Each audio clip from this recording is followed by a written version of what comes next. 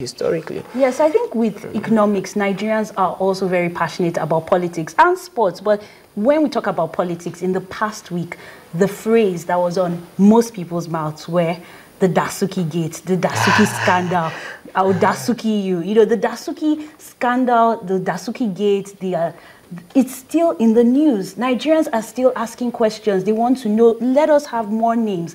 Let us know what is going to happen. Is this case going to go the way of many other cases, or are we going to have monies returned? And let's not forget, these monies returned are supposed to be able to help us in implementing our budget. So actually, the federal government has close to 400 billion in the budget, possible inflows from recovery of stolen funds. So Dasuki Gate is important. So it's important, but first, it is absolutely important for Nigerians to know that Dasuki is not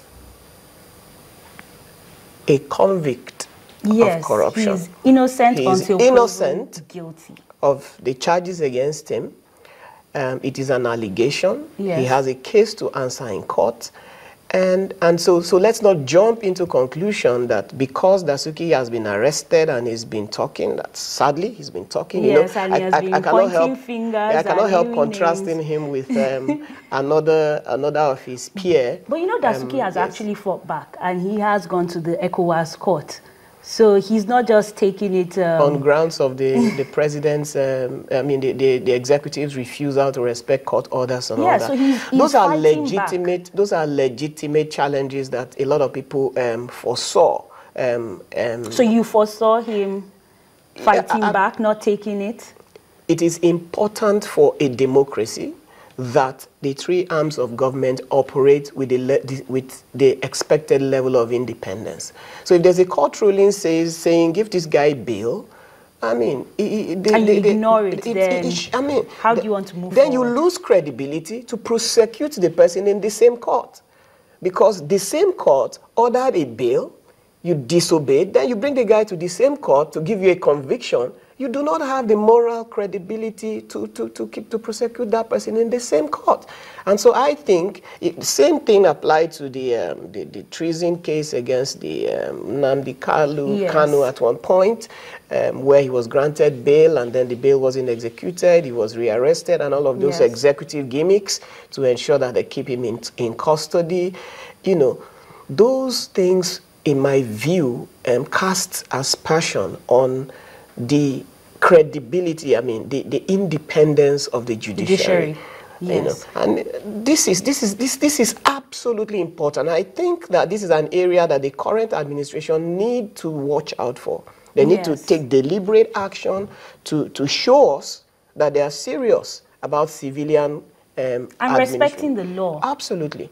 Because the personnel of the president is still military. So these events are not seen by most people as coincidences.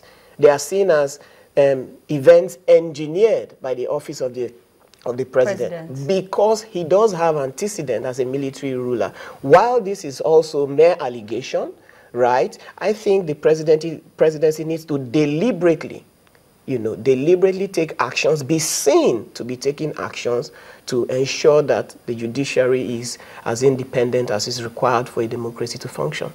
Yes, I think some people would also argue that, maybe they don't have enough evidence and that's why they don't want to. So why make an arrest? Allow the courts. But you could say that they have some evidence, but not enough. So let's work with what we have. But as you said, it's very important that the judiciary remains independent. If not, we might as well be back in military rule, but with civilian clothes. You see, when you have a 19-count charge against somebody, then the whole argument of not having sufficient evidence for me is a joke. It's a 19-count charge. It's not a 2-count charge.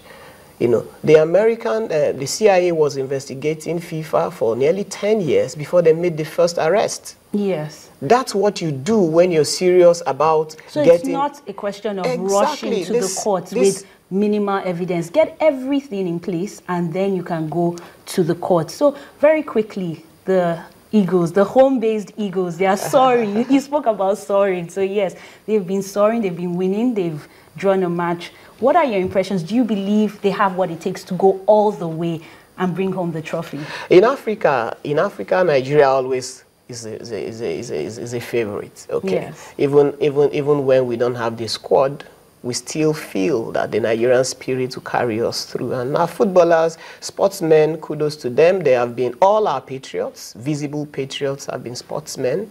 Take them away from us and there's little glue binding Nigeria together, you know. So yes, the Chanigos, the Chikatara boy, Yes, Chisom Chikatara. I mean, he's been on fire. Point. On fire. And you know, those are, I think the competition is a good competition. We get to see names we didn't know exist. Yes. 3 lost on TV. And I was privileged to watch one of their games, not this competition, but the CHAN before this one. Okay. I was in South Africa to see one of their games. Nice. Absolutely amazing, you know. Okay. Well, we will remain very positive and hope for the best, that the Eagles will go all the way and deliver. It's been really great having you on the show, Mr. Leonard. Thank you for discussing, and you're always welcome right here on Rubbin Minds. Yes, it's still Rubbin Minds, and we'll be going for a quick break. But when we come back, there's something very special for women and for everybody that we will be discussing. Stay with us.